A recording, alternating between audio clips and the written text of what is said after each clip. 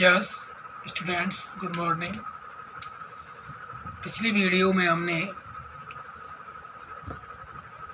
Reconstruction यानी पुनर्निर्माण पढ़ रहे थे, जिसमें हिटलर ने अर्थव्यवस्था को पटरी पर लाने के लिए जिम्मेदार अर्थशास्त्री हालमार्क साख्त को जिम्मेदारी सौंपी।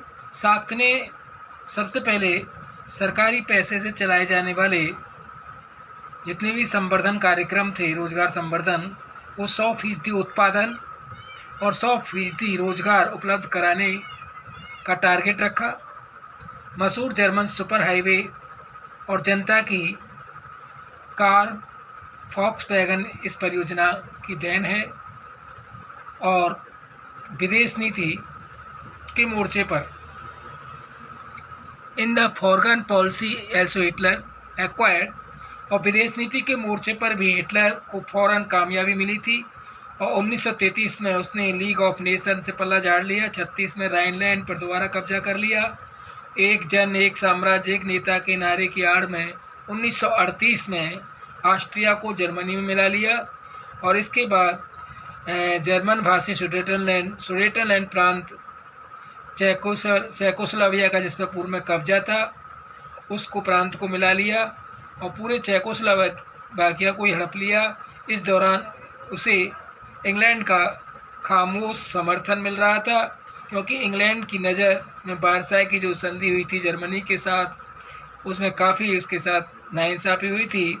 घरेलू और विदेशी मोर्चों पर जल्दी मिली कामयाबियों से ऐसा लग रहा था कि अब देश की स्थिति बदलने वाली है। अब हम पढ़ेंगे Hitler did not stop here. Hitler यहीं नहीं रुका। Schacht had advised Hitler against investing heavily in rearmament as the state tilt run on deficit financing courteous people। साख्त ने हिटलर को सलाह दी, एडवाइस दी कि सेना और हथियारों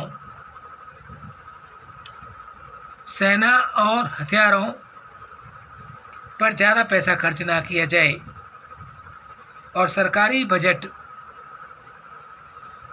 जो डिफिशिएट फाइनेंसिंग, सरकारी बजट जो घाटे में चल रहा था, इसलिए हथियारों और सेना पर अधिक खर्च ना किया जाए। People however had no place in Nazi Germany, लेकिन नाजी जर्मनी में एहतियात पसंद लोगों के लिए कोई जगह नहीं थी। Schacht had to leave, Schacht को उसके पद से हटा दिया गया। Hitler choose war as the way out of the approaching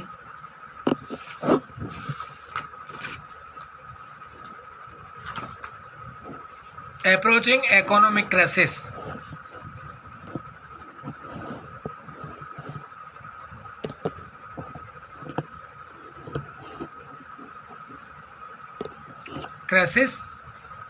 और हिटलर ने आर्थिक संकट से निकलने के लिए युद्ध को विकल्प के रूप में चुना।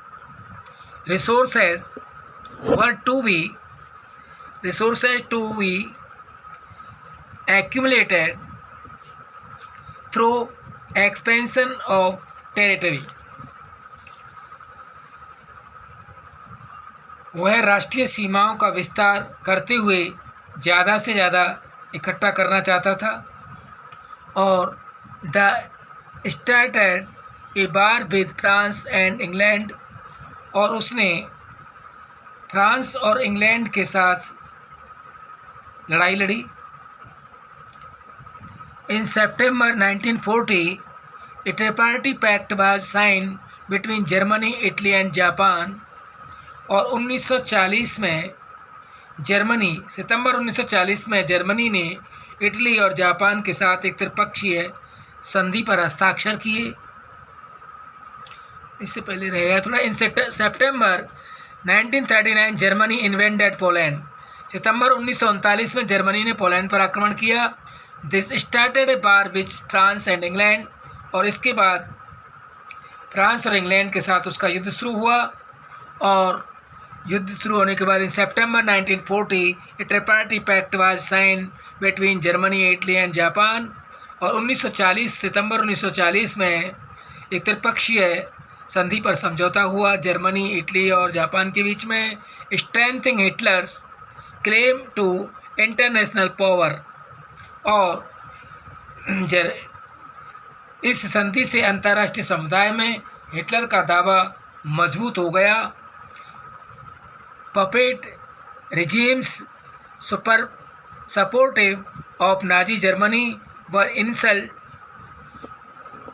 installed in a large part of Europe, और जो यूरोप के ज़्यादातर देशों में नाज़ी जर्मनी का समर्थन करने वाली जो पपेट सरकारें थीं जो बिठा दी गईं। और by the end of 1940 Hitler was at the panicle of his power, और 1940 के अंत में हिटलर अपनी ताकत के पैनिकल पर था, शिखर पर था। Hitler now move to achieve his long term aim of conquering Eastern Europe. अब हिटलर का अपना सारा ध्यान ईस्टर्न यूरोप को जीतने के एक लॉन्ग टर्म दीर्घकालीन सपने पर इकट्ठा हुआ। He wanted to ensure food supply and living space for Germans. वह जर्मन जनता के लिए संसाधन और रहने के लिए जगह, लिविंग स्पेस का इंतज़ाम करना चाहता था। ही attack the Soviet union in जून 1941, और जून 1941 में उसने सोवियत संघ पर हमला किया। In this historical blunder Hitler exposed the German western front to British aerial bombing and the eastern front to the powerful Soviet armies. In this historic blunder, वह Hitler की एक ऐतिहासिक बेवकूफ़ी थी, ब्लंडर था, क्योंकि जर्मन इस आक्रमण से जर्मन पश्चिमी मोर्चे पर वेस्टर्न मोर्चे पर ब्रिटिश वायुसेना सैनिकों की बमबारी की चपेट में आ गया, और eastern front to the powerful Soviet, और पूर्वी मोर्चे पर सोवियत सेनाएं जर्मन को परेशान कर रही थी। The Soviet red army inflicted a crushing and humiliating defeat on Germany at Stalingrad. Soviet लाल सेना ने स्टालिनग्राद में जर्मन सेना को पराजित कर दिया, अपमानजनक तरीके से डिफीट किया। और after this the Soviet red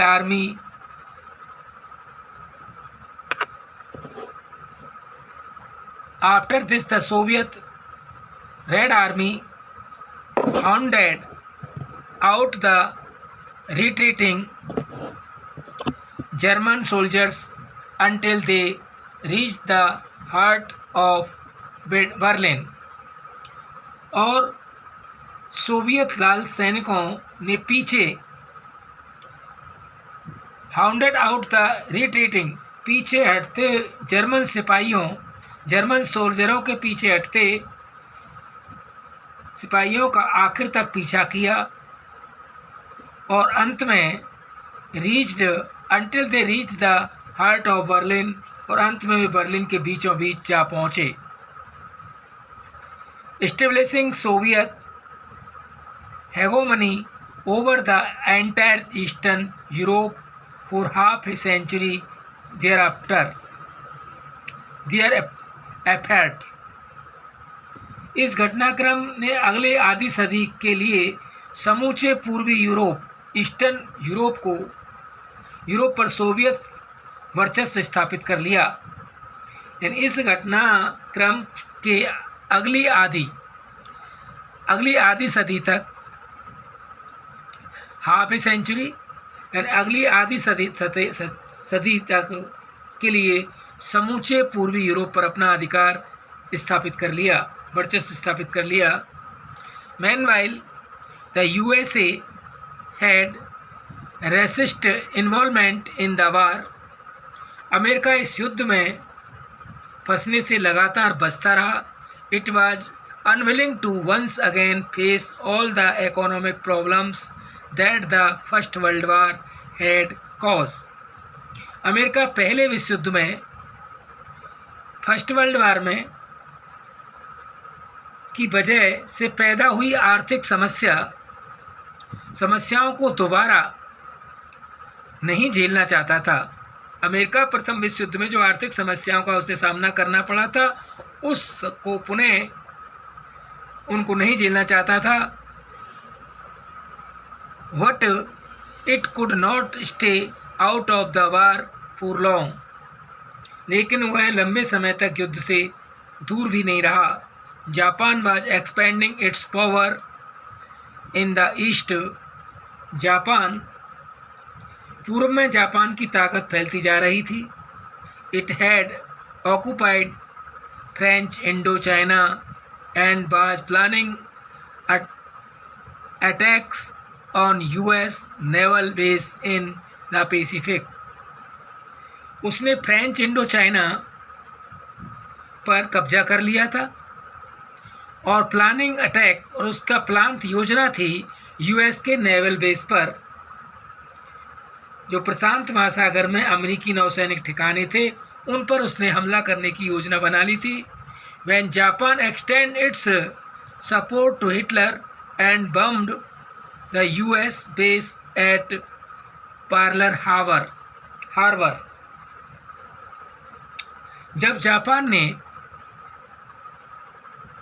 Japan ने हिटलर को समर्थन दिया और अमेरिका के ठिकानों पर बमबारी का निशाना पर्ल हार्बर को बनाया, तो US entered the second world war, तो अमेरिका दूसरे विश्व युद्ध में कूद पड़ा। The war ended in May 1945 with Hitler's defeat and the US dropping of the atom bomb on Hiroshima in Japan. और यह युद्ध मई 1945 में हिटलर की पराजय के साथ हिटलर की पराजय and the US dropping of the atom bomb on Hiroshima in Japan, और जापान की हिरोशिमा शहर पर अमेरिकी परमाणु बम गिराने के साथ खत्म हुआ। यह दूसरा युद्ध मई 1945 में हिटलर की पराजय और जापान के हिरोशिमा नामक शहर पर बम गिराने के साथ खत्म हुआ, अमेरिका के द्वारा बम गिराने से।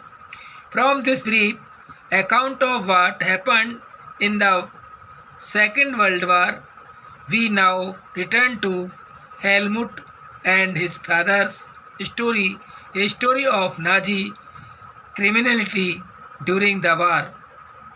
दूसरे विश्व युद्ध, सेकेंड वर्ल्ड वार के इस संक्षिप्त ब्यौरे के बाद अब हम एक बार पुनः लौटते हैं हेलमुट और उसके पिता की कहानी पर वापस लौटते हैं कि story of Nazi criminally during the war, यह कहानी यह युद्ध के दौरान नाज़ी जुल्मों की कहानी है। फिनिश नेक्स्ट का।